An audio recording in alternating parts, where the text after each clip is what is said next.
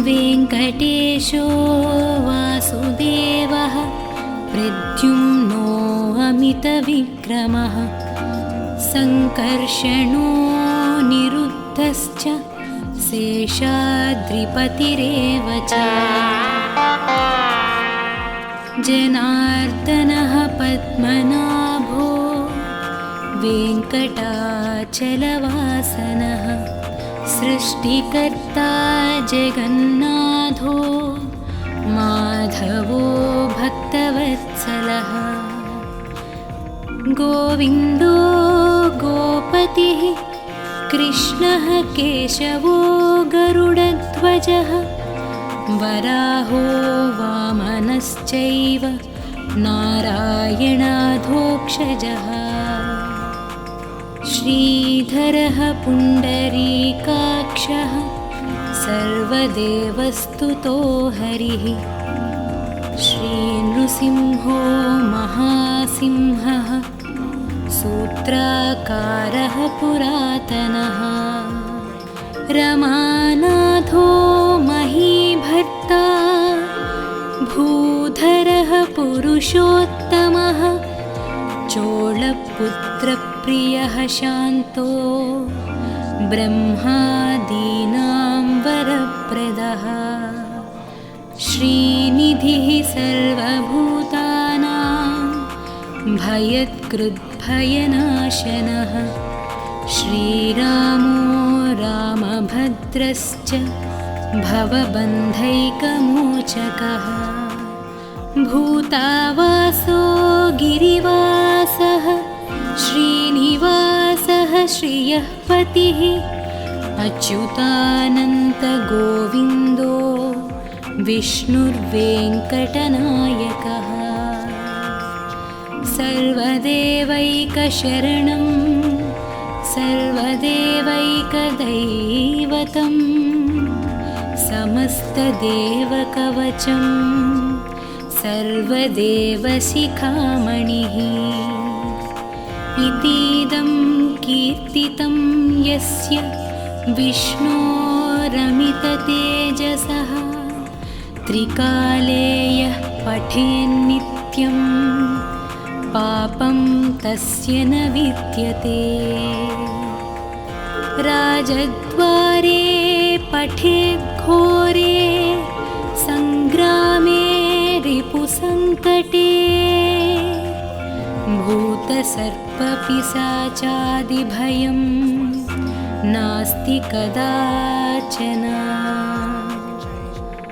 अपुत्रो लभते पुत्रान् निर्धनो धनवान् भवेत् रोगातो मुच्यते रोगात् बद्धो मुच्येत बन्धनात्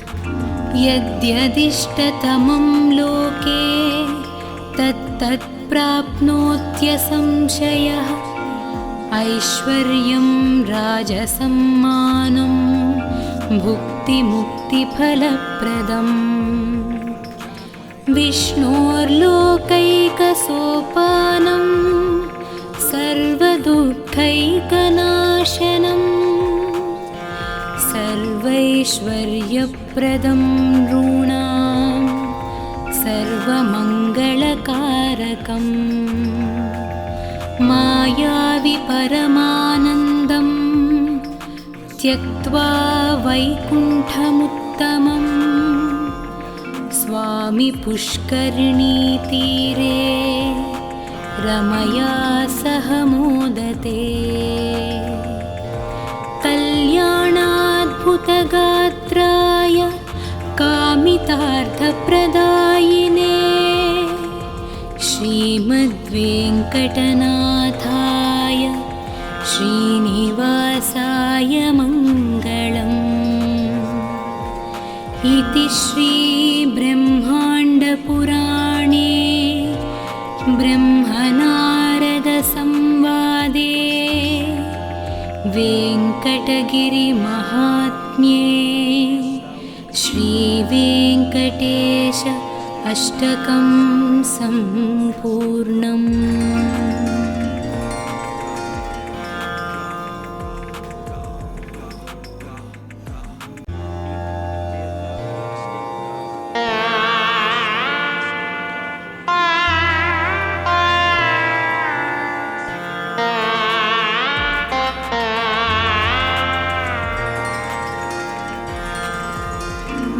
वेङ्कटेशो वासुदेवः प्रद्युम्नो अमितविक्रमः सङ्कर्षणो निरुद्धश्च शेषाद्रिपतिरेव च जनार्दनः पद्मनाभो वेङ्कटाचलवासनः सृष्टिकर्ता जगन्नाथो माधवो भक्तवत्सलः गोविन्दो गोपतिः कृष्णः केशवो गरुडध्वजः वराहो वामनश्चैव नारायणाधोक्षजः श्रीधरः पुण्डरीकाक्षः सर्वदेवस्तुतो हरिः श्रीनृसिंहो महासिंहः सूत्राकारः पुरातनः रमानाथो महीभर्ता भूधरः पुरुषोत्तमः चोळपुत्रप्रियः शान्तो ब्रह्मादीनां वरप्रदः श्रीनिधिः सर्वभूतानां भयत्कृद्भयनाशनः श्रीरामो रामभद्रश्च भवबन्धैकमोचकः भूतावासो गिरिवासः श्रीनिवासः श्रियः पतिः अच्युतानन्तगोविन्दो विष्णुर्वेङ्कटनायकः सर्वदेवैकशरणं सर्वदेवैकदैवतं समस्तदेवकवचं सर्वदेवशिखामणिः इतीदं कीर्तितं यस्य विष्णोरमिततेजसः त्रिकाले यः पठेन्नित्यं पापं तस्य न विद्यते राजद्वारे पठेद्घोरे सङ्ग्रामे रिपुसङ्कटे भूतसर्पपिशाचादिभयं नास्ति कदाचन अपुत्रो लभते पुत्रान् निर्धनो धनवान् भवेत् रोगातो मुच्यते रोगात् बद्धो मुच्येत बन्धनात् यद्यदिष्टतमं लोके तत्तत् प्राप्नोत्यसंशयः ऐश्वर्यं राजसम्मानं भुक्तिमुक्तिफलप्रदम् विष्णोर्लोकैकसोपानं सर्वदुःखैकनाशनं सर्वैश्वर्यप्रदं नॄणां सर्वमङ्गलकारकम् मायावि परमानन्दं त्यक्त्वा वैकुण्ठमुत्तमं स्वामि पुष्करिणीतीरे रमया सह मोदते कल्याणाद्भुतगात्राय कामितार्थप्रदायिने श्रीमद्वेङ्कटनाथाय श्रीनिवासाय मङ्गलम् इति श्रीब्रह्माण्डपुराणे ब्रह्मनारदसंवादे वेङ्कटगिरिमहात्म्ये श्रीवेङ्कटेश अष्टकं सम्पूर्णम्।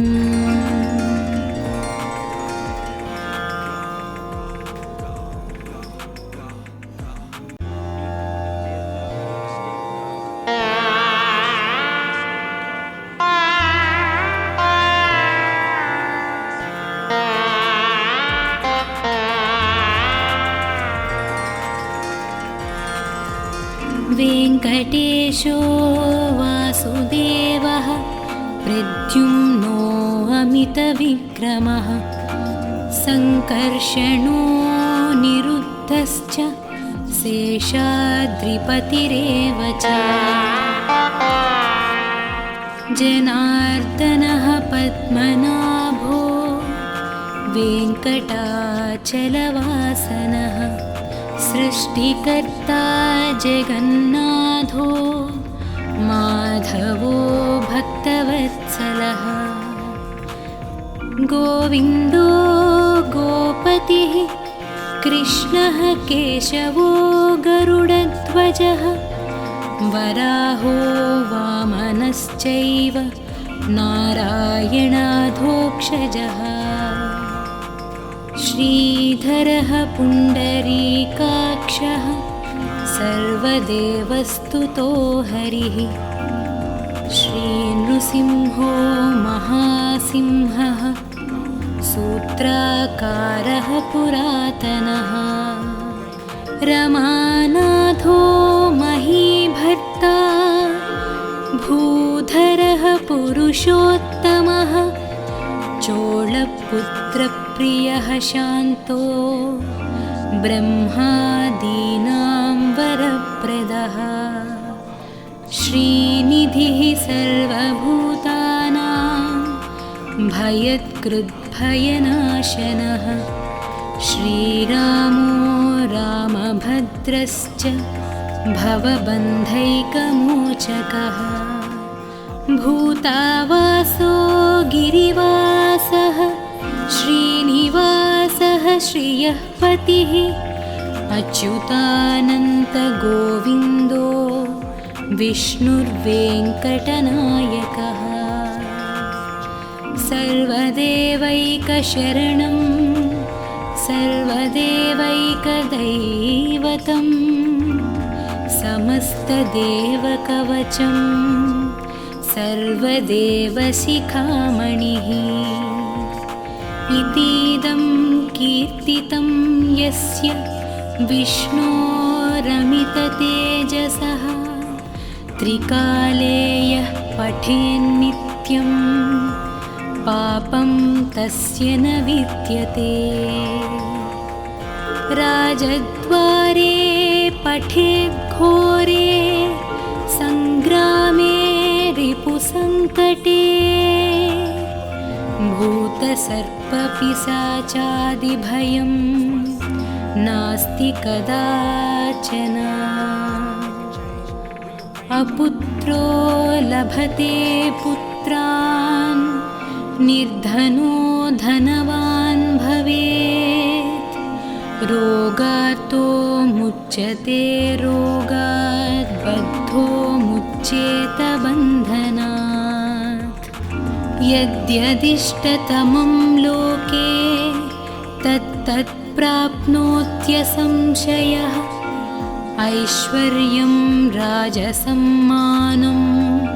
भुक्तिमुक्तिफलप्रदम् विष्णोर्लोकैकसोपानं सर्वदुःखैकनाशनं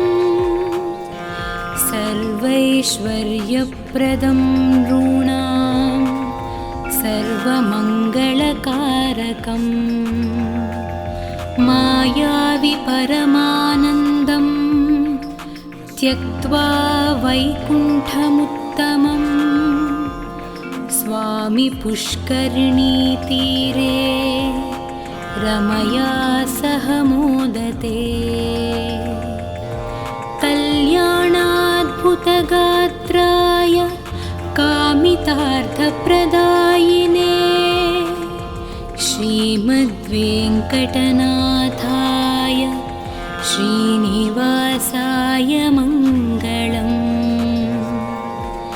इति श्रीब्रह्माण्डपुराणे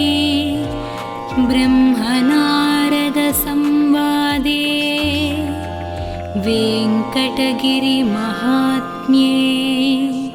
श्रीवेङ्कटेश अष्टकं सम्पूर्णम्।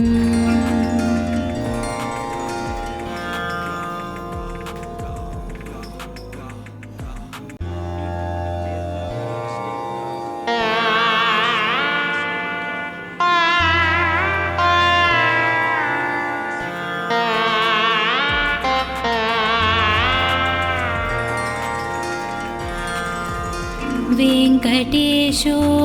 वासुदेवः प्रद्युम्नो अमितविक्रमः सङ्कर्षणो निरुद्धश्च शेषाद्रिपतिरेव च जनार्दनः पद्मनाभो वेङ्कटाचलवासनः सृष्टिकर्ता जगन्नाथो माधवो भक्तवत्सलः गोविन्दो गोपतिः कृष्णः केशवो गरुडध्वजः वराहो वामनश्चैव नारायणाधोक्षजः श्रीधरः पुण्डरीकाक्षः सर्वदेवस्तुतो हरिः श्रीनृसिंहो महासिंहः सूत्राकारः पुरातनः रमानाथो महीभर्ता भूधरः पुरुषोत्तमः चोळपुत्रप्रियः शान्तो ब्रह्मादीनां वरप्रदः श्रीनिधिः सर्वभूतानां भयत्कृद्भयनाशनः श्रीरामो रामभद्रश्च भवबन्धैकमोचकः भूतावासो गिरिवासः श्रीनिवासः श्रियः पतिः अच्युतानन्तगोविन्दो विष्णुर्वेङ्कटनायकः सर्वदेवैकशरणं सर्वदेवैकदैवतं समस्तदेवकवचं सर्वदेवशिखामणिः इतीदं कीर्तितं यस्य विष्णोरमिततेजसः त्रिकाले यः पठेन्नित्यं पापं तस्य न विद्यते राजद्वारे पठेद्घोरे सङ्ग्रामे रिपुसङ्कटे भूतसर्पपिशाचादिभयं नास्ति कदाचन अपुत्रो लभते पुत्रान् निर्धनो धनवान् भवेत् रोगातो मुच्यते रोगात् बद्धो मुच्येत बन्धनात् यद्यदिष्टतमं लोके तत्तत् प्राप्नोत्यसंशयः ऐश्वर्यं राजसम्मानं भुक्तिमुक्तिफलप्रदम् विष्णोर्लोकैकसोपानं सर्वदुःखैकनाशनं सर्वैश्वर्यप्रदं नॄणां सर्वमङ्गलकारकम् मायावि परमानन्दं त्यक्त्वा वैकुण्ठमुत्तमं स्वामि पुष्करिणीतीरे रमया सह मोदते कल्याणाद्भुतगात्राय कामितार्थप्रदायिने श्रीमद्वेङ्कटनाथाय श्रीनिवासाय मङ्गलम् इति श्रीब्रह्माण्डपुराणे ब्रह्मनारदसंवादे वेङ्कटगिरिमहात्म्ये श्रीवेङ्कटेश अष्टकं सम्पूर्णम्।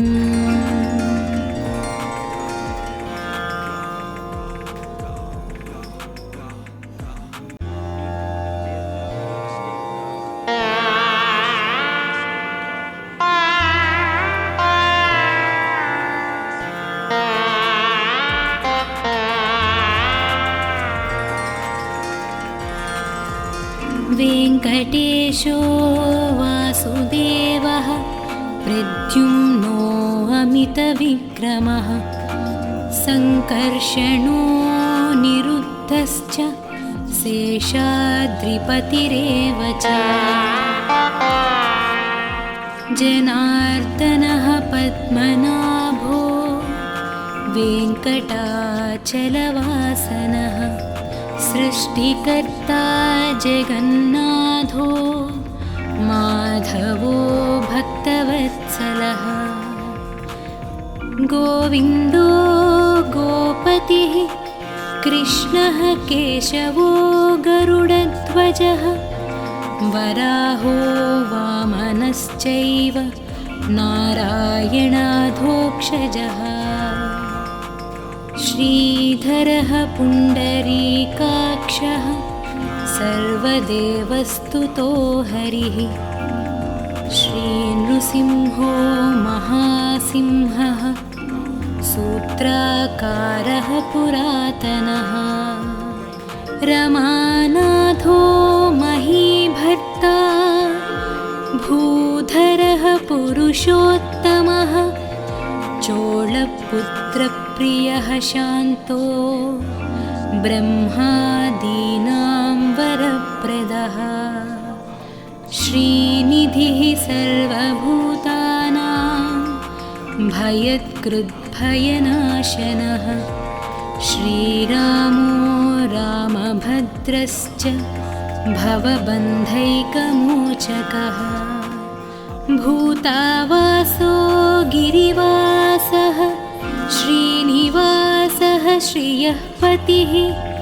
अच्युतानन्तगोविन्दो विष्णुर्वेङ्कटनायकः सर्वदेवैकशरणं सर्वदेवैकदैवतं समस्तदेवकवचं सर्वदेवशिखामणिः इतीदं कीर्तितं यस्य विष्णोरमिततेजसः त्रिकाले यः पठेन्नित्यं पापं तस्य न विद्यते राजद्वारे पठेद्घोरे सङ्ग्रामे रिपुसङ्कटे भूतसर्पपिशाचादिभयं नास्ति कदाचन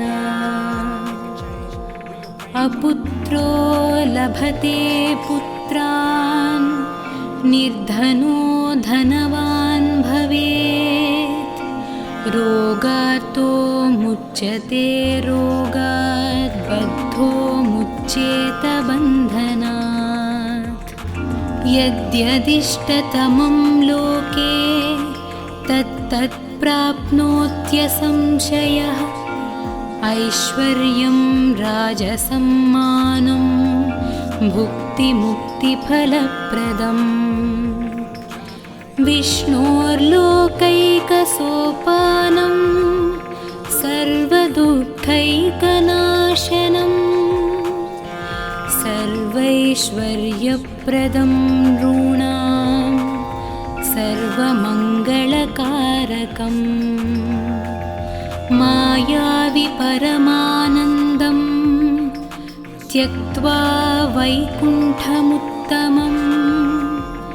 स्वामि पुष्करिणीतीरे रमया सह मोदते कल्याणाद्भुतगात्राय कामितार्थप्रदायिने श्रीमद्वेङ्कटनाथाय श्रीनिवासाय मङ्गलम् इति श्रीब्रह्माण्डपुराणे ब्रह्मनारदसंवादे वेङ्कटगिरिमहात्म्ये श्रीवेङ्कटेश अष्टकं सम्पूर्णम्।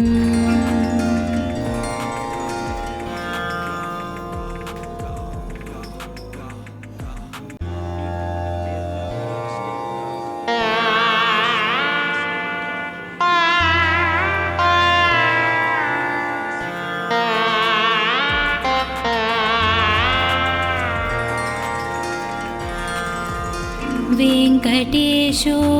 वासुदेवः प्रद्युम्नो अमितविक्रमः सङ्कर्षणो निरुद्धश्च शेषाद्रिपतिरेव च जनार्दनः पद्मनाभो वेङ्कटाचलवासनः सृष्टिकर्ता जगन्नाथो माधवो भक्तवत्सलः गोविन्दो गोपतिः कृष्णः केशवो गरुडध्वजः वराहो वामनश्चैव नारायणाधोक्षजः श्रीधरः पुण्डरीकाक्षः सर्वदेवस्तुतो हरिः श्रीनृसिंहो महासिंहः सूत्राकारः पुरातनः रमानाथो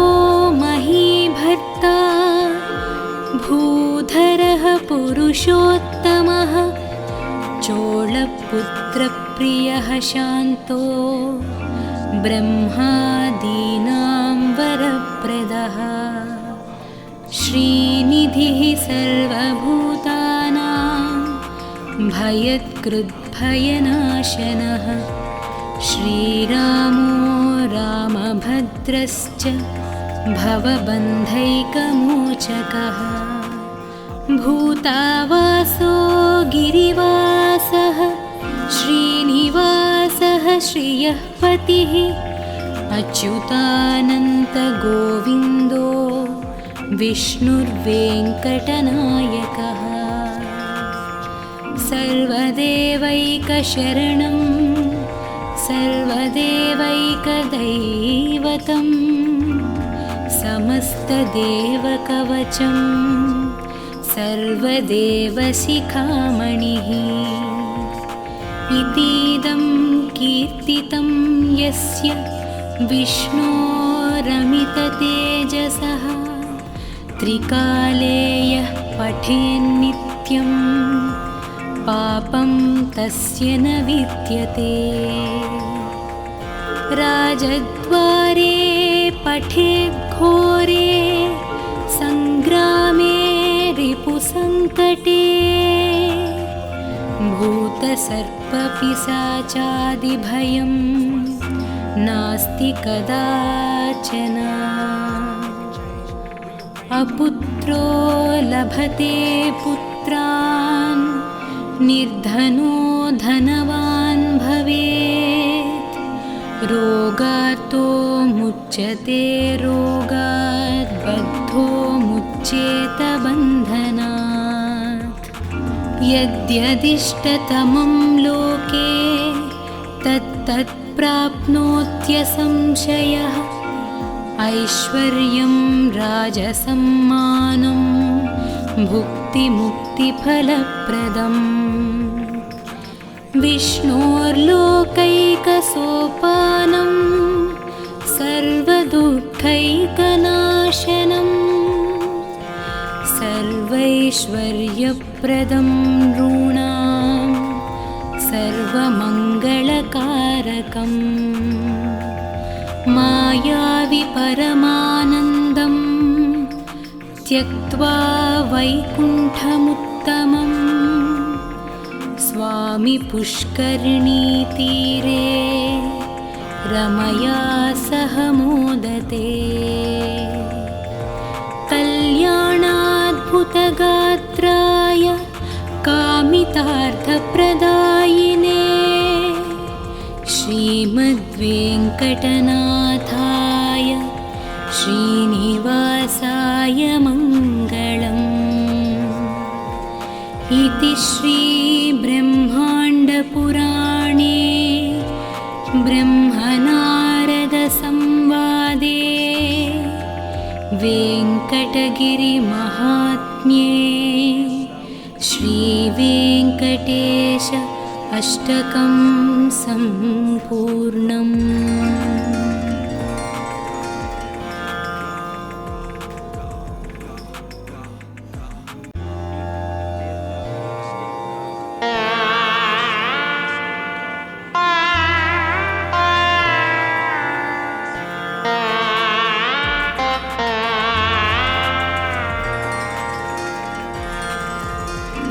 वेङ्कटेशो वासुदेवः प्रद्युम्नो अमितविक्रमः सङ्कर्षणो निरुद्धश्च शेषाद्रिपतिरेव च जनार्दनः पद्मनाभो वेङ्कटाचलवासनः सृष्टिकर्ता जगन्नाथो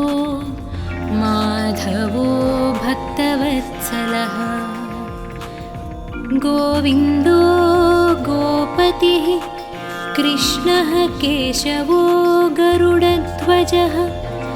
वराहो वामनश्चैव नारायणाधोक्षजः श्रीधरः पुण्डरीकाक्षः सर्वदेवस्तुतो हरिः श्रीनृसिंहो महासिंहः सूत्राकारः पुरातनः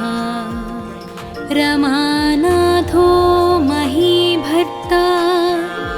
भूधरः पुरुषोत्तमः चोळपुत्रप्रियः शान्तो ब्रह्मादीनां वरप्रदः श्रीनिधिः सर्वभूतानां भयत्कृद्भयनाशनः श्रीरामो रामभद्रश्च भवबन्धैकमोचकः भूतावासो गिरिवासः श्रीनिवासः श्रियः पतिः अच्युतानन्तगोविन्दो विष्णुर्वेङ्कटनायकः सर्वदेवैकशरणं सर्वदेवैकदैवतं समस्तदेवकवचं सर्वदेवशिखामणिः इतीदं कीर्तितं यस्य विष्णोरमिततेजसः त्रिकाले यः पठेन्नित्यं पापं तस्य न विद्यते राजद्वारे पठेद्घोरे सङ्ग्रामे रिपुसङ्कटे भूतसर्पपिशाचादिभयं नास्ति कदाचन अपुत्रो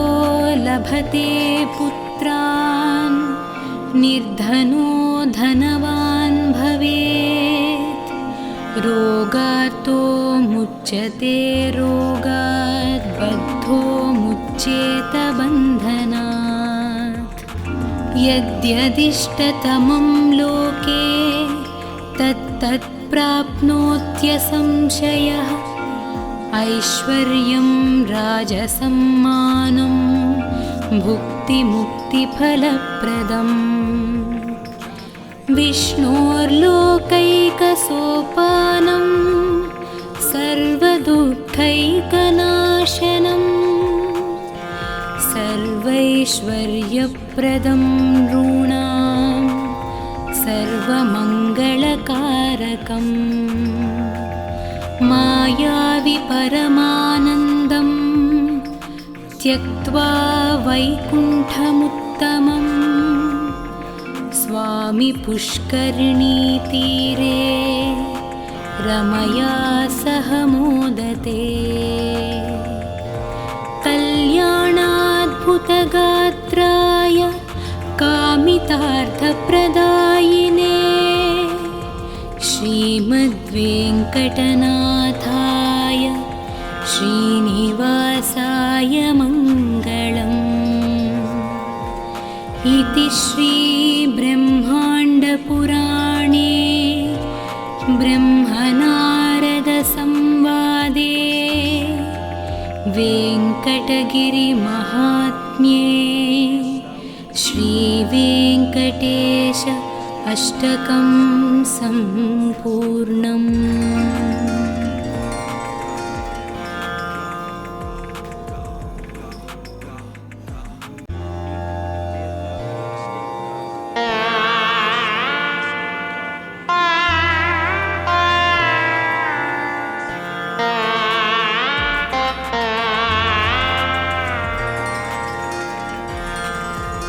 वेङ्कटेशो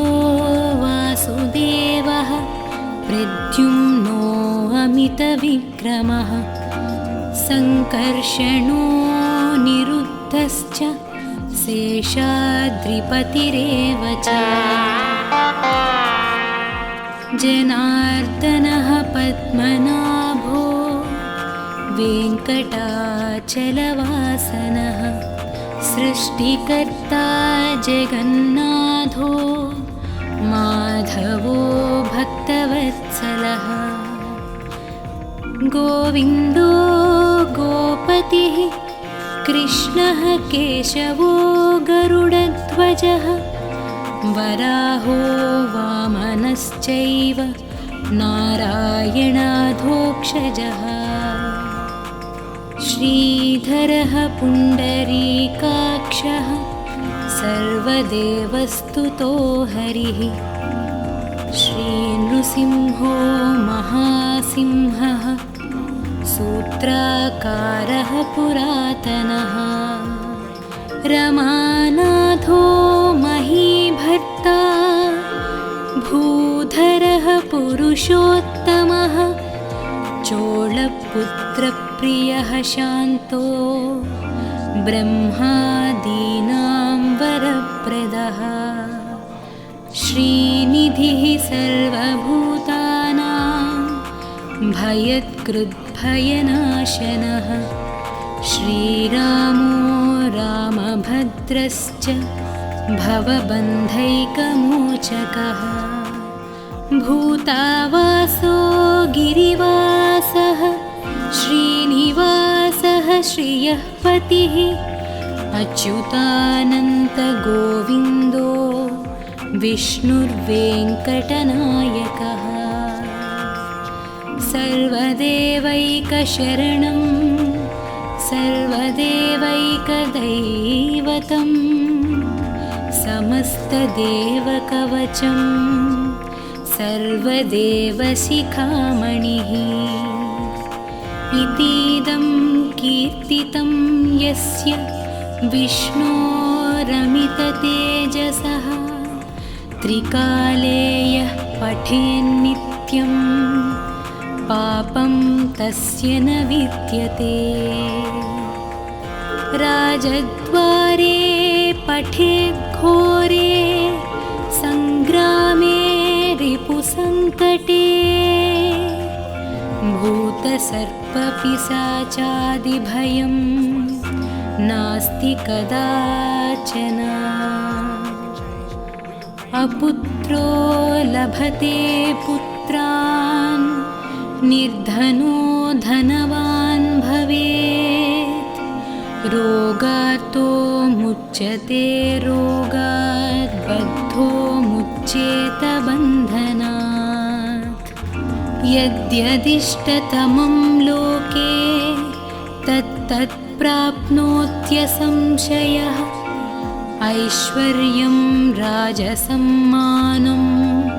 भुक्तिमुक्तिफलप्रदम् विष्णोर्लोकैकसोपानं सर्वदुःखैकनाशनं सर्वैश्वर्यप्रदं नृणां सर्वमङ्गलकारकम् मायावि परमानन्दं त्यक्त्वा वैकुण्ठमुत्तमं स्वामि पुष्करिणीतीरे रमया सह मोदते कल्याणाद्भुतगात्राय कामितार्थप्रदायिने श्रीमद्वेङ्कटनाथाय श्रीनिवासाय मङ्गलम् इति श्रीब्रह्माण्डपुराणे ब्रह्मनारदसंवादे वेङ्कटगिरिमहात्म्ये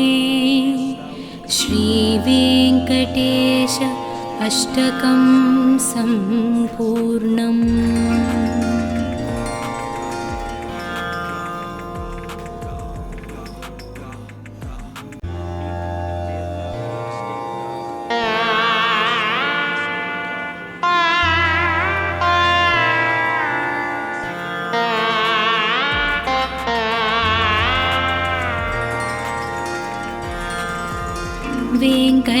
महेशो वासुदेवः प्रद्युम्नो अमितविक्रमः सङ्कर्षणो निरुद्धश्च शेषाद्रिपतिरेव च जनार्दनः पद्मनाभो वेङ्कटाचलवासनः सृष्टिकर्ता जगन्नाथो माधवो भक्तवत्सलः गोविन्दो गोपतिः कृष्णः केशवो गरुडध्वजः वराहो वामनश्चैव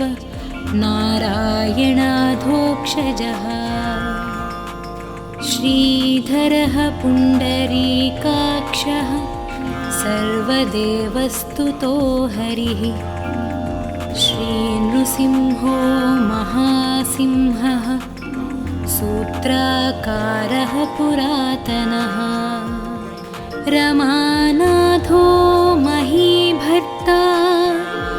भूधरः पुरुषोत्तमः चोळपुत्रप्रियः शान्तो ब्रह्मादीनां वरप्रदः श्रीनिधिः सर्वभूतानां भयत्कृद्भयनाशनः श्रीरामो रामभद्रश्च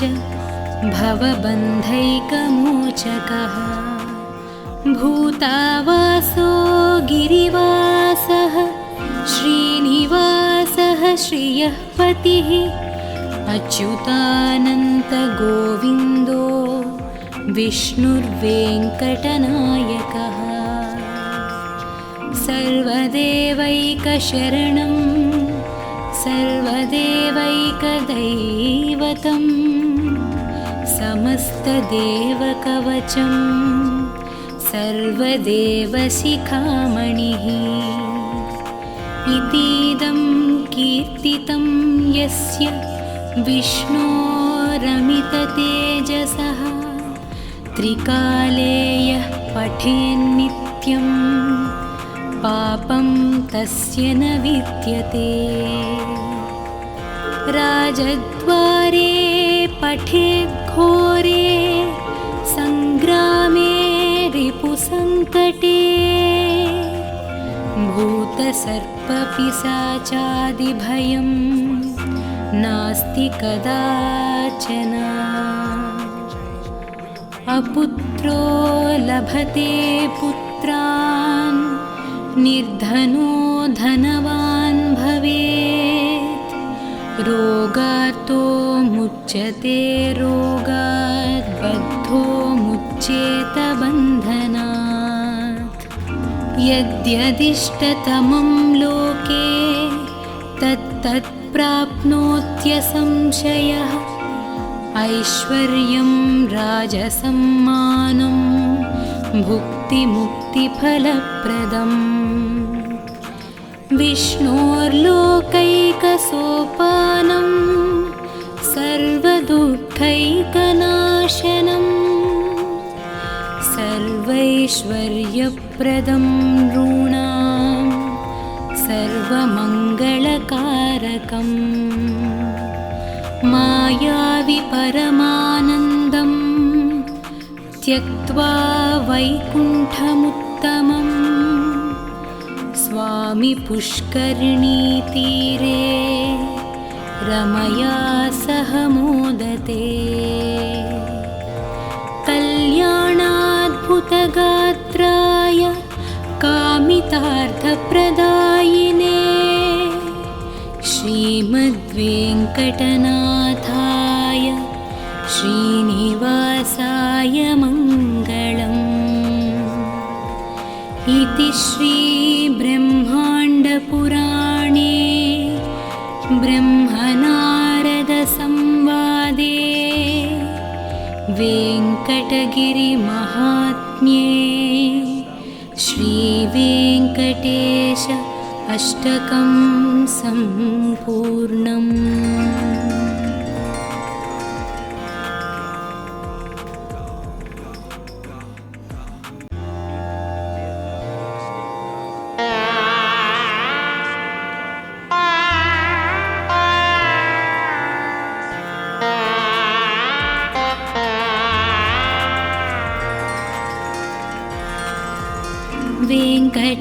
पुरुषो वासुदेवः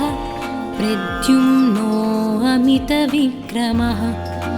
सङ्कर्षणो निरुद्धश्च शेषाद्रिपतिरेव च जनार्दनः पद्मनाभो वेङ्कटाचलवासनः सृष्टिकर्ता जगन्नाथो माधवो भक्तवत्सलः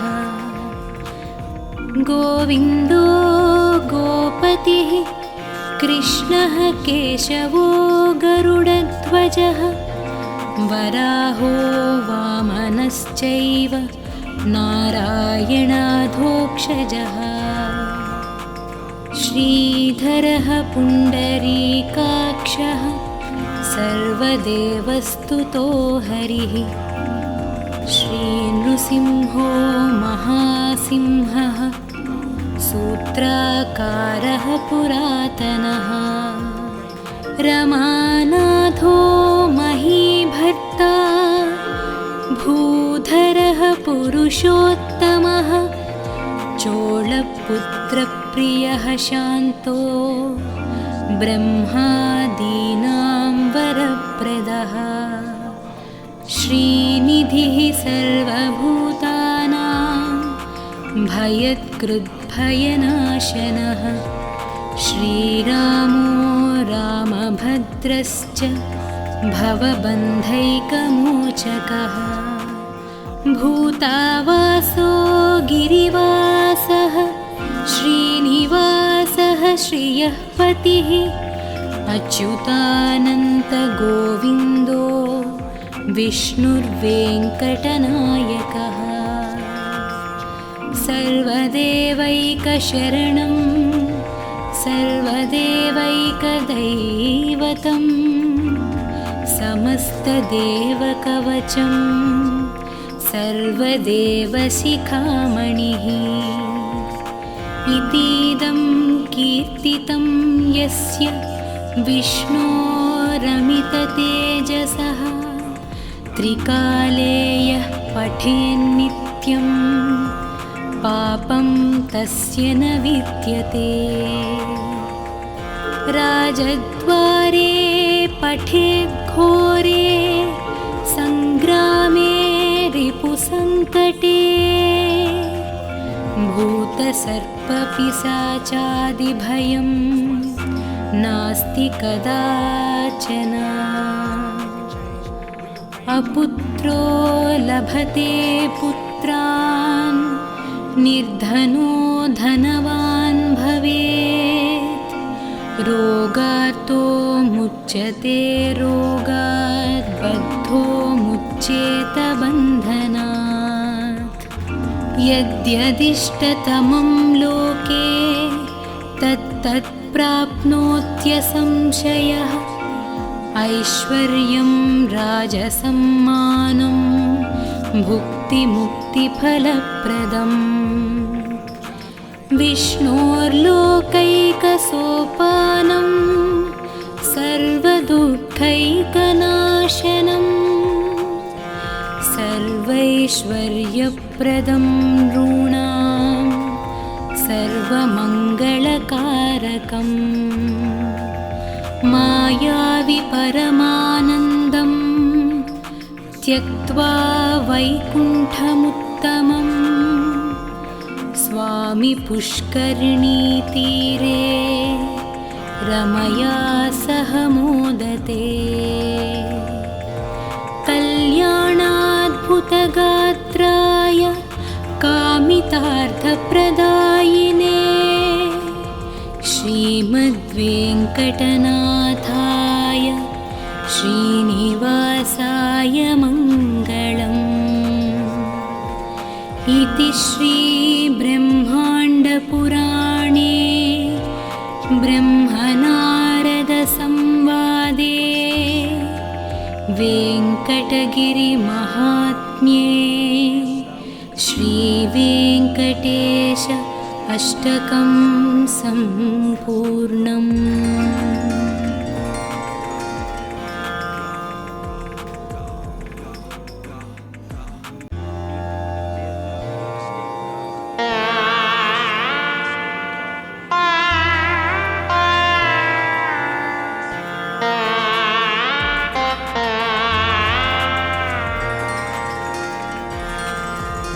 वेङ्कटेशो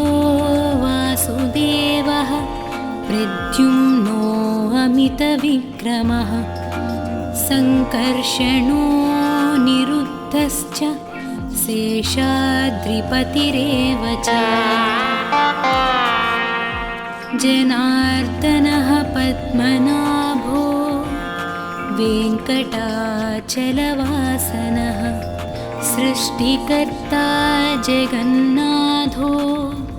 माधवो भक्तवत्सलः गोविन्दो गोपतिः कृष्णः केशवो गरुडध्वजः वराहो वामनश्चैव नारायणाधोक्षजः श्रीधरः पुण्डरीकाक्षः सर्वदेवस्तुतो हरिः श्रीनृसिंहो महासिंहः सूत्राकारः पुरातनः रमानाथो महीभर्ता भूधरः पुरुषोत्तमः चोळपुत्रप्रियः शान्तो ब्रह्मादीनां वरप्रदः श्रीनिधिः सर्वभूतानां भयकृद्भयनाशनः श्रीरामो रामभद्रश्च भवबन्धैकमोचकः भूतावासो गिरिवासः श्रीनिवासः श्रियः पतिः अच्युतानन्तगोविन्दो विष्णुर्वेङ्कटनायकः सर्वदेवैकशरणं सर्वदेवैकदैवतं समस्तदेवकवचं सर्वदेवशिखामणिः इतीदं कीर्तितं यस्य विष्णोरमिततेजसः त्रिकाले यः पठेन्नित्यं पापं तस्य न विद्यते राजद्वारे पठेद्घोरे सङ्ग्रामे रिपुसङ्कटे भूतसर्पपिशाचादिभयं नास्ति कदाचन अपुत्रो लभते पुत्रान् निर्धनो धनवान् भवेत् रोगातो मुच्यते रोगात् बद्धो मुच्येत बन्धनात् यद्यदिष्टतमं लोके तत्तत् प्राप्नोत्यसंशयः ऐश्वर्यं राजसम्मानं भुक्तिमुक्तिफलप्रदम् विष्णोर्लोकैकसोपानं सर्वदुःखैकनाशनं सर्वैश्वर्यप्रदं नॄणां सर्वमङ्गलकारकम् मायावि परमानन्दं त्यक्त्वा वैकुण्ठमुत्तमम् स्वामी पुष्करिणीतीरे रमया सह मोदते कल्याणाद्भुतगात्राय कामितार्थप्रदायिने श्रीमद्वेङ्कटनाथाय श्रीनिवासाय मङ्गलम् इति श्रीब्रह्माण्डपुराणे ब्रह्मनारदसंवादे वेङ्कटगिरिमहात्म्ये श्रीवेङ्कटेश अष्टकं सम्पूर्णम्।